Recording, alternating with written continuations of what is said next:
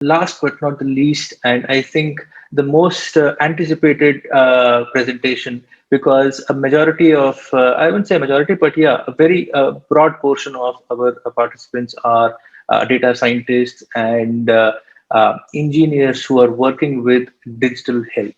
And these are people who are at different zones in terms of how they're able to talk about artificial intelligence. For them, for some of them, it's extremely superficial.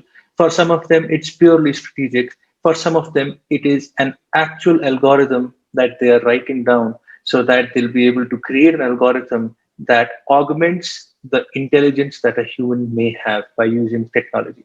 And this is where we will summarize the whole story that we started with, where now Dr. Venu is going to be talking about artificial intelligence challenges in digital health.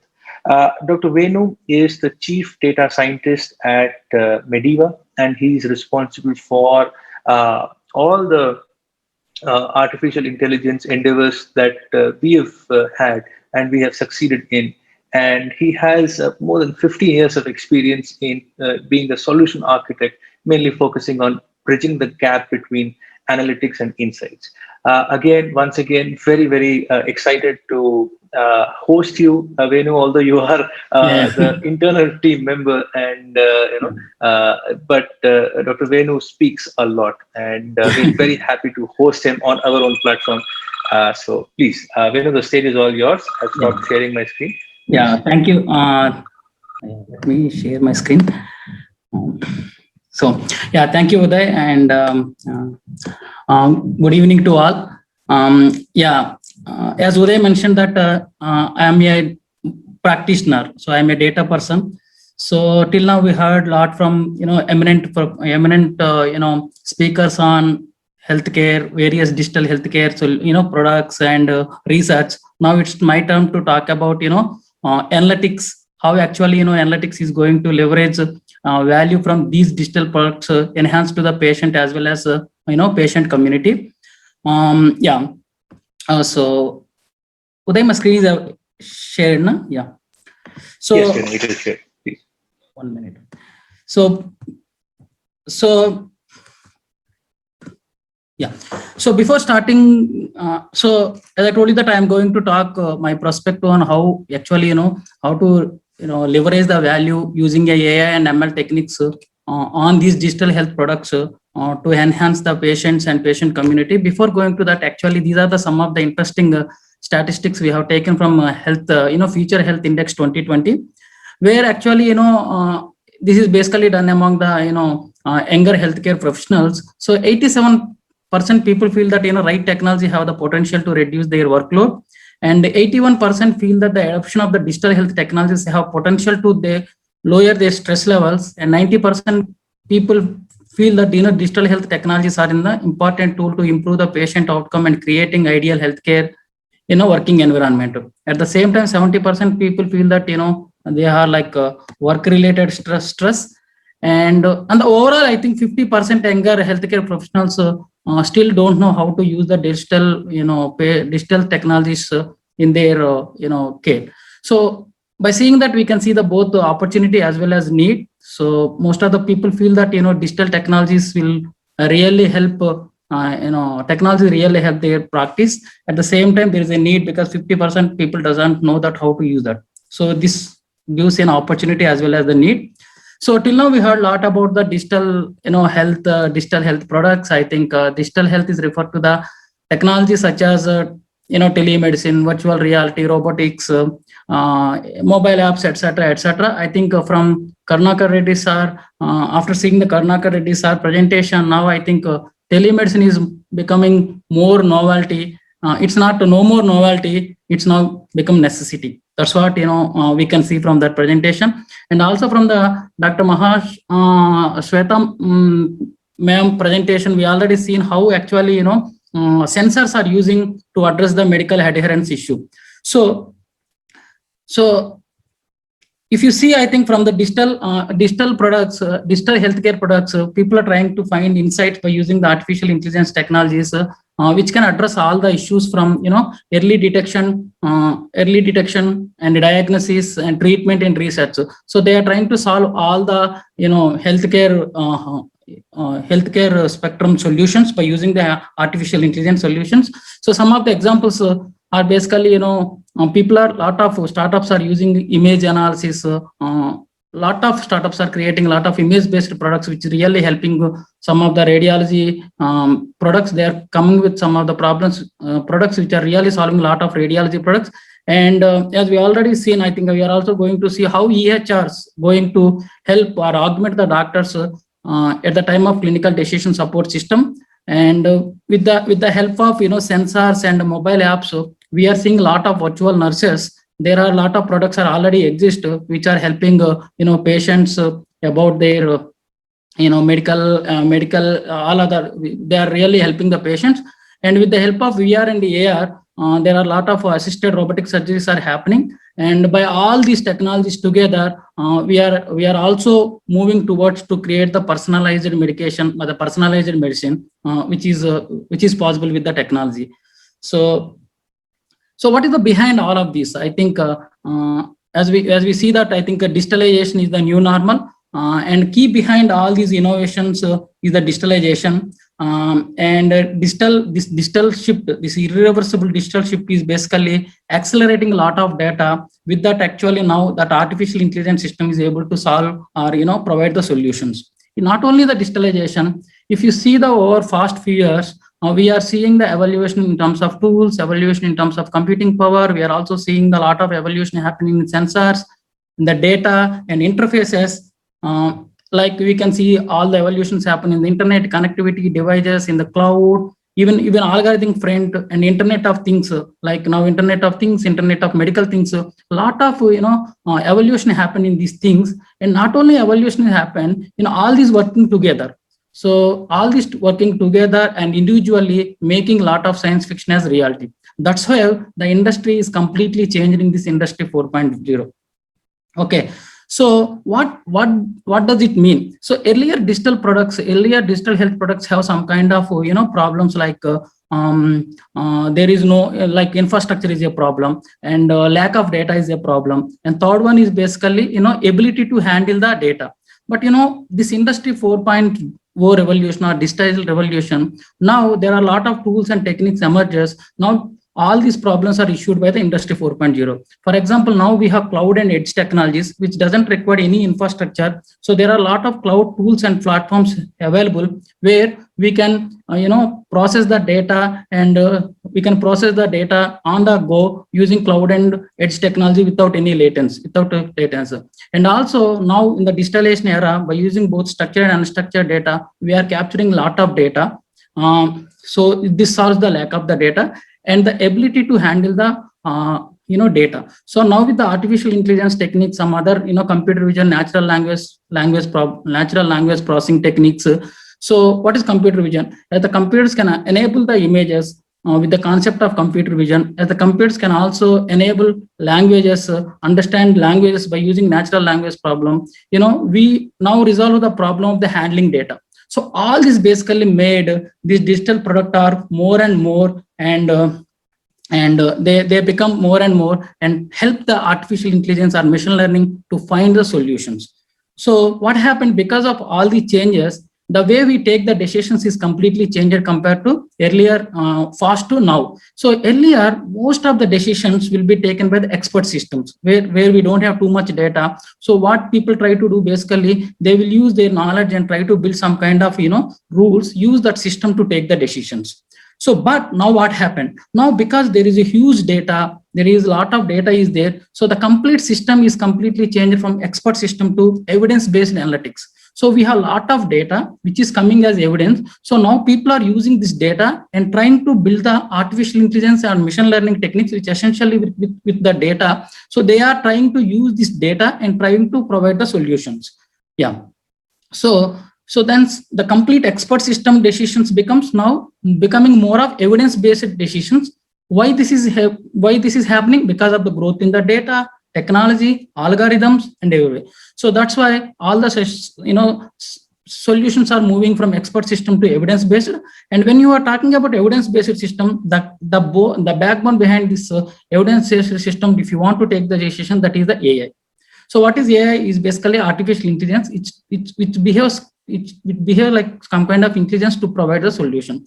So to understand AI very broad level, AI will be decomposed into the two levels. One is the understanding the intelligence. Second one is the apply the intelligence. So we have a lot of data, and the computers can able to handle the images, text, and any kind of data. Now people are using either machine learning or deep learning, and if it is small data, they are using statistical or inferential based learning. They are understanding the intelligence. That is the first step. Once they have the intelligence, they are applying in various wave frames. That's how AI working at the very high level. That's why we are able to see a lot of products today, which basically takes the data and give the insights. Okay. So that's what I did. So once you have the data, people trying to use either machine learning or deep learning techniques. So basically the only difference between the machine learning and deep learning is basically if the user has given handcrafted features to build the model, that's called machine learning. Deep learning is basically a more of a if you are not able to you just wanted to find something from the raw data, that we can refer as deep learning. You don't need to mention the feature extraction, or simply I can put it, machine learning is nothing but representation of the data, learning and optimization. You basically give input and output, and you apply the algorithm. You learn and then you try to optimize it. When it comes to the deep learning, because sometimes it's very difficult to give the inputs also. So for example, when you are solving with the text and when you are solving with the images, so you need to apply the deep learning concept. If you want to put it deep learning very simply, it's the decoding, learning and optimization. So as in deep learning, the concept itself, by using the neural network concept, it will use the different layer concepts, and it will try to decode the input data and find features from it, and it will basically use the algorithm and optimize it. This is overall to say that how AI will use this technique to find the intelligence. So as I told you that as computers enable to understand the images, now we have the convolution neural networks which can do the far better job with the images. Hence, I think most of the radiology are using computer enabled radial products which can help them. So that's how complete image industry is also transforming. Most of the imagery analysis, most of the radiology is somehow transferring with the concept of convolution neural networks. And other concept of neural networks is the recurrent neural networks. So basically, the recurrent neural networks is basically it can handle a lot of text data. So with this technology, we can also handle the clinical notes, discharge summaries, and the recurrent neural networks can also handle the sequential data, where people are using longitudinal sequential clinical events to predict events based on the data. So what I'm trying to say is basically with the technology growth in terms of data, connectivity, algorithms, the completely expert-based system becomes evidence-based system where we can handle any kind of data either using the machine learning or deep learning to provide the insight from the data. So this is what happened. But what happened off the late, we are seeing we are in the digital storm. So what happened in the digital storm? Because of the digitalization, we have seen a lot of transformation happen in the customer experience also. So most of the products, they are become customer centric. Even healthcare also, there has been some kind of transformation, transformation happening in the consumer expectation. Even healthcare also, we can see that. So because of all this, what happened, whatever product you build, whether it in retail or manufacturing or healthcare, so the product should have minimum of these 4 qualities. One is that product should be personalized, the product should be real time analytical capability, and the product should be proactive in nature, the product should be in the intelligence. So when it comes to healthcare, it is really relevant to any product, any digital product or any EHR product you are using, the product should have all these 4 kind of capability. So for example, so these are the 4 things. For example, what is real-time analytics? See, any EHR product or any digital product you are using, if the physician or if the clinician is able to see his practice with a click, So then it's really helping him a lot of information with. So that's why whatever EHR product you are using, it should be real in nature, where the physician is able to get the data at the more granular level. That's where I mean real time. So it should give the real time evidence to the physician with the products. So that's the one of the key quality for any EHR product. And the second one is most of the products are reactive, but now every product should be in the proactive. I think this is what Lakhani sir is also talking about.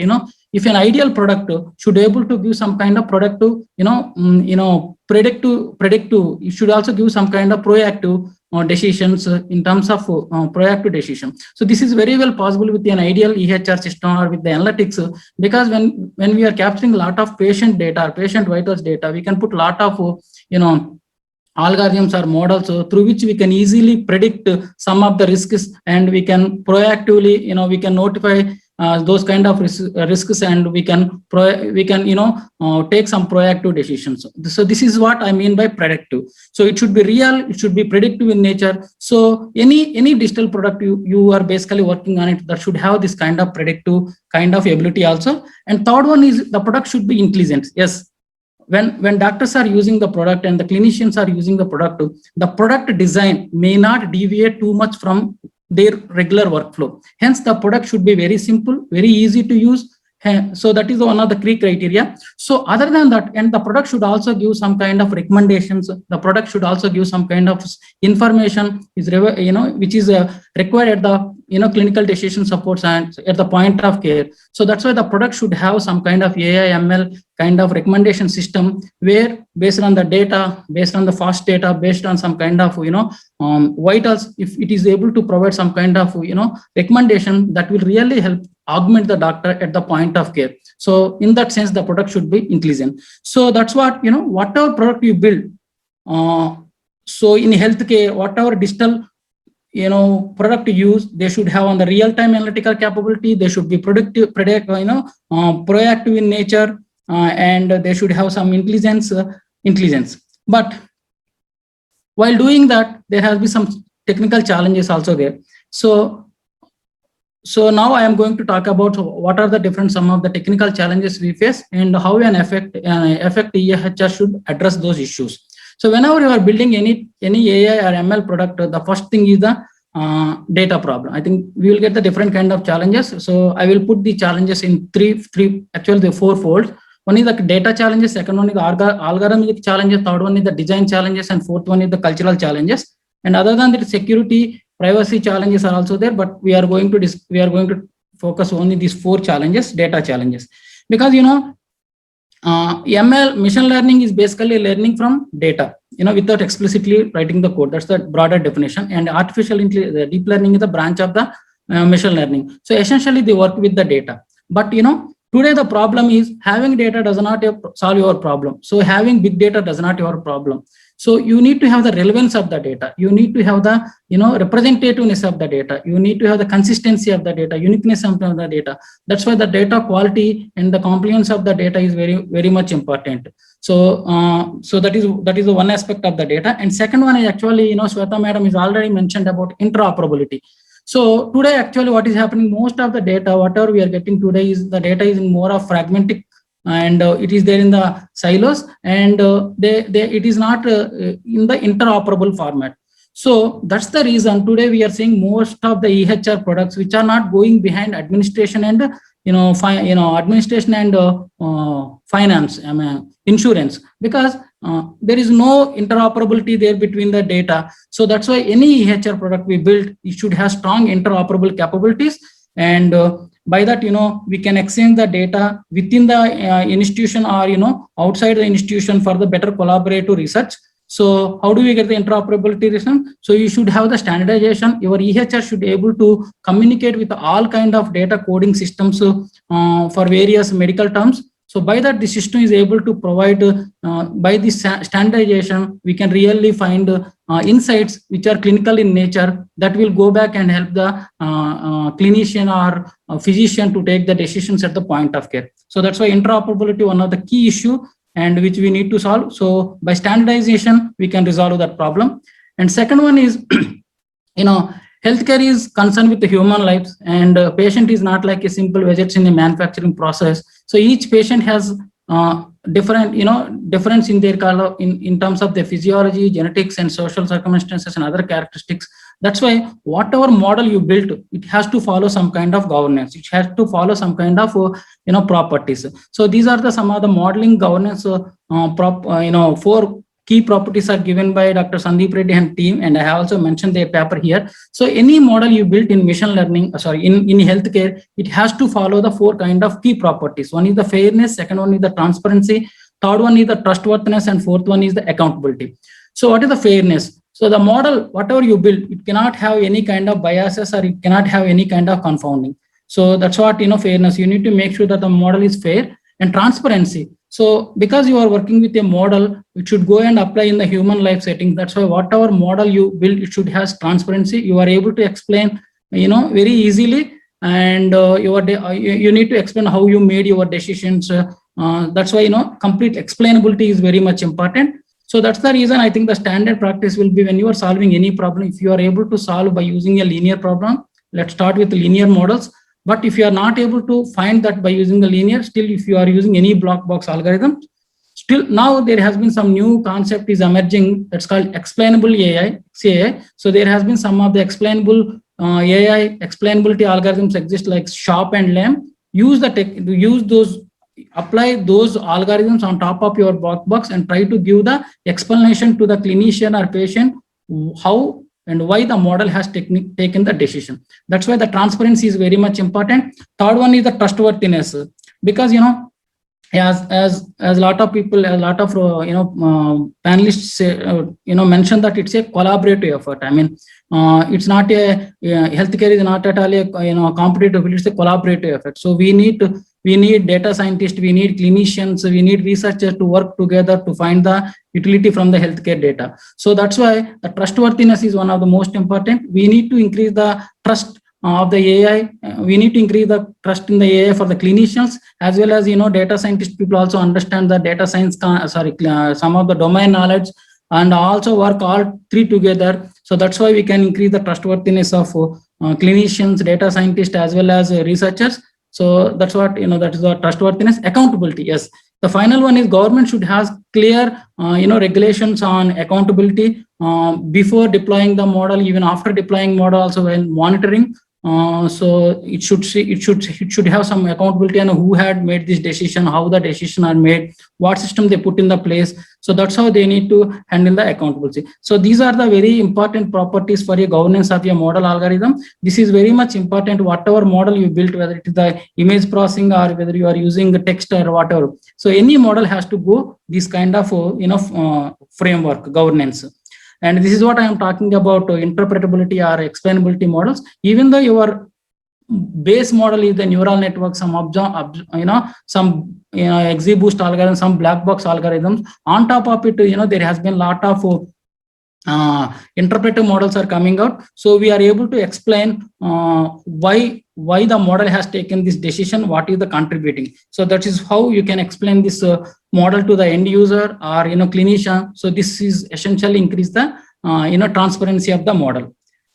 And other than this, there are some other cultural changes are also there. One is, I think, today actually is what is happening in data science or AI field. People just apply the AutoML tool without, understanding the problem. So that is also one of the biggest problem. So, and the understanding the causality is really key. That's where I think we need to work with the clinicians and researchers, because when you have the causality only, we can build the model.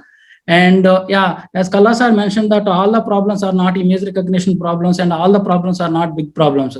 Even though when a physician is using the EHR, maybe his practice, maybe he will get a moderately small sample or moderately small sample. So hence we can't apply all the advanced machine learning problems. There we can apply the standard statistical or inferential model to find the value. It's all you need to see the data type and you need to take the decision. So that's what that is one of the most important things. So based on the data size, based on the data availability, based on the hypothesis, based on the causality, you need to design the analysis techniques and find the value. So what is happening, because most of the people are using auto ML techniques, so we are seeing a lot of violations on study designs, data representation in sample sizes, significance tests. Lot of problems are happening. So hence there has been, then we need a data literacy skills for even as I told you that we need a data literacy skills for everyone on the other side of it. I think if the data science people are,